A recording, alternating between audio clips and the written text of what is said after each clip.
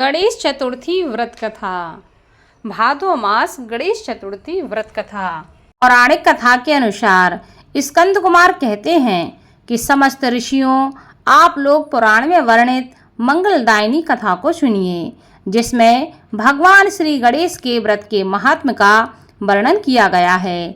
हे द्विजवरों, जिस समय पांडु पुत्रों को वनवास हुआ, वे सब धर्मपरायण और भगवान कृष्ण की उपासना करते थे। एक समय की बात है कि अपनी इच्छा से भ्रमण करते हुए व्यास जी को देखकर लोग सभी करवट पर हो गए। उनके सम्मुख खड़े हो गए और कहने लगे, आपके दर्शन करके हम लोग धन्य हो गए और साथ ही हमारी कुटिया भी धन्य हो गई। आज आपके दर्शन से हमारा जीवन धन्य हुआ। आज हम लोगों का सब कुछ सफल हुआ, क्योंकि आज हम लोगों ने आपके दर्शन प्राप्त किए हैं। आपके दर्शन मात्र से कष्टों का निवारण हो जाता है। आपने मेरी कुटिया में पदार्पण किया है, अतः हम लोग आपका स्वागत करते हैं। हम लोग राजयुत होकर भी आज अपने आप को धन्य मान रहे हैं। ऐसा कहकर पांचों पांडव, भीमसेन, युधिष्ठिर, अर्जुन, नकुल और सहदेव उन्हें प्रणाम करके उनके सामने खड़े हो गए। पाद, अर्घ्य, आचमन और आसन प्रदान करके द्रौपदी ने हाथ जोड़कर उनसे कहना प्रारंभ किया, हे मुनिवर, मैं राजरानी होकर भी दुर्योधन की भरी सभा में केस पकड़कर अपमानित हुई और वनवासिनी बनाई गई। अब मैं क्या उपाय करूं जिससे हमारे सभी क्लेशों का शमन हो जाए तथा हमारे शत्रुओं की पराजय हो जाए। इस प्रकार युधिष्ठिर द्रौपदी के संकटनाशक उपाय पूछने पर सर्वज्ञ व्यास जी ने कृपा पूर्वक उन्हें उपाय बताया। हे महाराज, इस प्रकार संपूर्ण विश्व में आपके जैसा कोई दूसरा धर्मात्मा नहीं है। मैं आपसे ऐसे व्रत का वर्णन करूंगा जिससे आपके समस्त दुखों और कष्टों का निवारण हो जाएगा। इस व्रत शुभदायक, फलदायक, दिव्य और पृथ्वी पर सभी मनोरथों को पूर्ण करने वाला है। इस व्रत के करने से विद्यार्थियों को विद्या और धनार्थियों को धन का लाभ होता है। इस संबंध में एक प्राचीन कथा है जिसका मैं तुमसे वर्णन करता हूँ। युधिष्ठिर, उसे तुम ध्यान से सुनो। प्राचीन समय की बात है। सतयुग में चंद्रसेन नामक एक राजा थे। वे अपनी रानी के साथ दीक्षा लेकर परिवार के सहित रहते थे। वे अपने स्वजनों, उनके पुत्रों एवं कुटुंबियों के साथ अपना जीवन आनंद पूर्वक व्यतीत कर रहे थे। सौभाग्य से उनकी रानी बहुत ही गुणवती तथा पतिव्रता थी। हे राजन, युधिष्ठिर उनका नाम रत्नावली था। वह पतिव्रत का पालन करने वाली थी। स्कंद जी कहते हैं कि हे मुनिवरों, राजा और रानी में परस्पर बहुत प्रेम था। एक समय दैव योग से शत्रुओं ने उनके राज्य को हस्तगत कर लिया। शत्रुओं ने राजा के कोष पर अधिकार करने के साथ ही सेना पर भी अपना आधिपत्य जमा लिया। राजा का साथ अपने भाई बंधुओं से छूट गया। राजा भ्रष्ट होकर राजा अपनी रानी रत्नावली के साथ वन में चले गए। एक ही वस्त्र में लिपटे वे दंपत्ति भूख प्यास से विकल हो गए। हे युधिष्ठिर, रानी रत्नावली के साथ राजा अकेले वन में भटकने लगे। दोनों भूख प्यास से पीड़ित होकर वन में चलते चलते उन दोनों को सूर्यास्त हो गया। उस भयंकर वन में शेर, बाघ, चकवा, बगुला, कोयल और सारस रहते थे। रानी के पैर में कांटा चुभ जाने से राजा को महान कष्ट का अनुभव हुआ। उस वन में घूमते हुए राजा ने प्रातःकाल महर्षि मार्कंडेय को दूर से ही देखा। धीरे धीरे चलकर वहां तक पहुँचे और उन्हें दंडवत प्रणाम किया। उनकी पत्नी ने श्री मुनि को बारंबार प्रणाम किया। वन में विराजमान तपस्वी एवं जितेंद्रिय मुनि मार्कंडेय जी से हाथ जोड़कर राजा ने कहा। राजा ने पूछा कि हे मुनिवर, मैंने पूर्व जन्म में ऐसा कौन सा पाप किया था जिससे मेरी राजलक्ष्मी शत्रुओं द्वारा छीन ली गई है। मार्कंडेय मुनि ने उत्तर दिया कि हे राजन, आप अपने पूर्व जन्म के वृतांत को सुनिए। मैं आपको बतला रहा हूँ। एक बार आखेट यानी कि शिकार के लिए आप गहन वन में चले गए।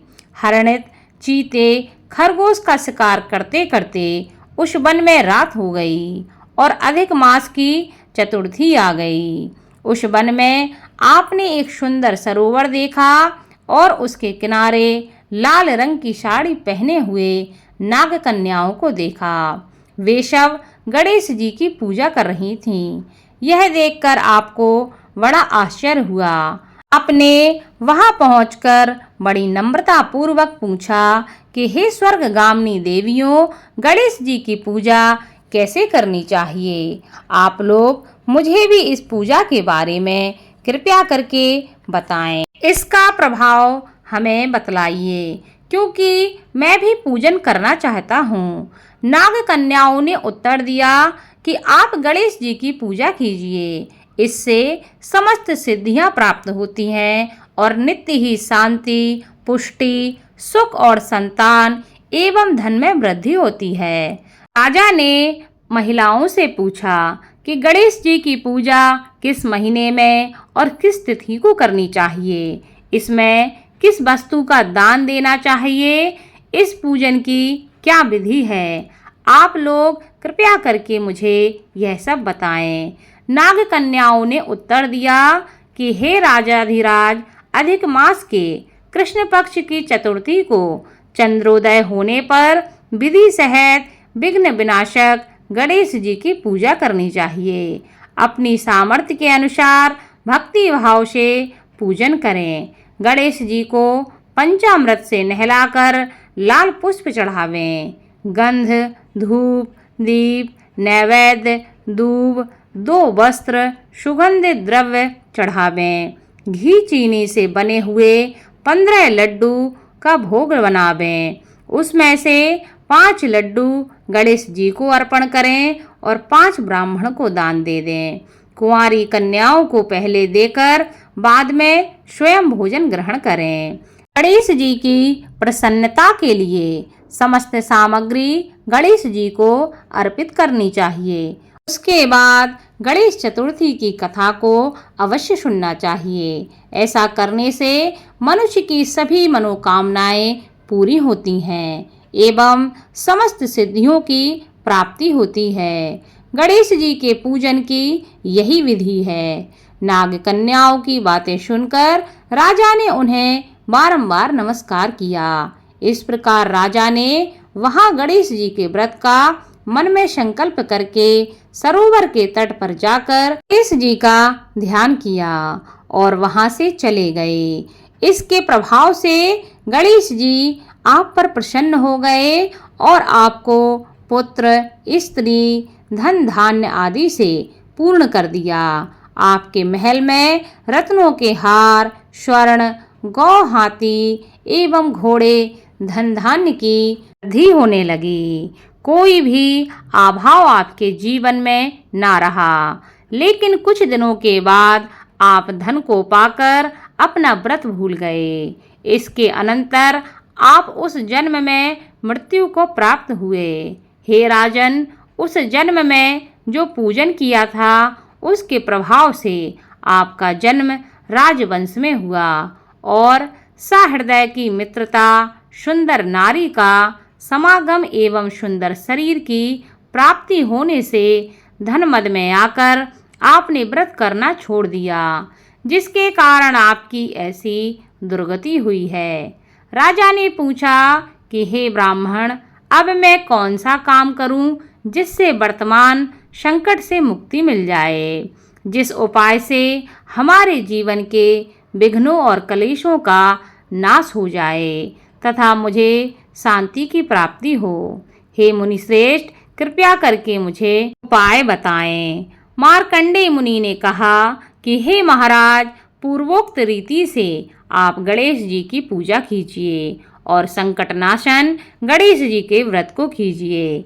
इससे गणेश जी प्रसन्न होंगे और आपको पुनः राज्य वैभव प्राप्त होगा। इसलिए संपूर्ण कष्टों के शमनार्थ आप स्वयं गणेश जी की पूजा कीजिए। व्यास जी कहते हैं कि मार्कंडेय जी की बात सुनकर राजा ने उन्हें प्रणाम किया और अपने भवन को लौट गए। रानी के साथ राजा ने भक्ति पूर्वक विधिवत व्रत करना प्रारंभ किया। व्रत के करने से उनके शत्रुओं का नाश हुआ। उन्होंने अपना खोया हुआ राज्य पुनः प्राप्त किया। गणेश जी की पूजा करने से सभी वस्तुएं सुलभ ही हो जाती हैं और सभी कार्यों में सफलता मिलने लगती है। स्कंद कुमार जी कहते हैं कि व्यास जी के वचन सुनकर महाराज युधिष्ठिर ने हाथ जोड़कर उनसे फिर से पूछा। युधिष्ठिर ने कहा कि हे कष्टों को दूर करने वाले महर्षि, इस चतुर्थी के व्रत की विधि बतलाइए। किस नाम से, किस मास में, किस प्रकार से गणेश जी की पूजा करनी चाहिए, तब इस व्रत में किस चीज का आहार ग्रहण करना चाहिए, कृपया करके हमारा मार्गदर्शन करें। तब व्यास जी कहते हैं कि हे राजन, अधिक मास में चतुर्थी को गणेश्वर के नाम से पूजा करनी चाहिए। लाल कनेर के फूल चढ़ाकर लड्डू आदि का भोग लगावें। लाल चंदन, रोली, अक्षत और दूब को एक एक नाम से अलग अलग चढ़ावें। तत्पश्चात विश्व प्रियाय नमः कहकर आचमन करें। ब्रह्मचारिणे नमः कहकर स्नान कराएं। गणेश्वराय नमः से वस्त्र पहनाएं। पुष्टिदाय नमः से चंदन चढ़ावें। विनायकाय नमः से पुष्प चढ़ाएं। उमासुताय नमः से धूप समर्पित करें। रुद्रप्रियाय नमः से दीप समर्पित करें। विघ्न नाशने नमः से नैवेद्य अर्पित करें। फलादात्रे नमः से तांबूल चढ़ाएं। संकट नाशने नमः से फल चढ़ावें। इसके बाद विघ्न विनाशक गणेश जी से प्रार्थना करें कि हे सुंदर मुख वाले गणेश जी, मैं भव बाधा से ग्रस्त एवं भय से पीड़ित और कलुषों से संतप्त हूँ। आप मेरे ऊपर प्रसन्न होइए। हे दुख दारिद्र के नाशक गणनायक जी, मेरी रक्षा कीजिए। हे विघ्नों के विनाशक, आपको बारंबार प्रणाम है। उसके बाद इस मंत्र से पुष्पांजलि देकर चंद्रमा को अर्घ्य देवें। हे क्षीर सागर ग्रह संभूत, हे द्विजराज, हे षोडश कलाओं के अधिपति, शंख में सफेद फूल, चंदन, जल, अक्षत और दक्षिणा लेकर हे रोहिणी सहित चंद्रमा, आप मेरे अर्घ्य को स्वीकार करें। मैं आपको प्रणाम करता हूँ। उसके बाद ब्राह्मण को भोजन करावें, लड्डू और दक्षिणा दें। देवता तथा ब्राह्मण से आशीर्वाद ग्रहण करें। अन्य द्वारा स्वयं आहार ग्रहण करें। रात्रि में भूमि पर शयन करें। लालच विहीन होकर क्रोध से दूर रहें। हर महीने गणेश जी की प्रसन्नता के लिए निम्न व्रत करें। इसके प्रभाव से विद्यार्थियों को विद्या, धनार्थियों को धन प्राप्ति होती है एवं कुमारी कन्याओं को सुशील वर की प्राप्ति होती है। और सौभाग्यवती रहने वाली महिलाओं अगर यह व्रत करती हैं तो दीर्घ काल तक पति का सुख भोगती हैं। विधवा रहकर व्रत करने पर अगले जन्म में वह हमेशा सधवा होती हैं एवं ऐश्वर्यशालिनी बनकर पुत्र पौत्र आदि का सुख भोगती हैं और अंत में मोक्ष को प्राप्त करती हैं। पुत्रेक्षु को पुत्र लाभ एवं रोगी को रोग निवारण मिलता है।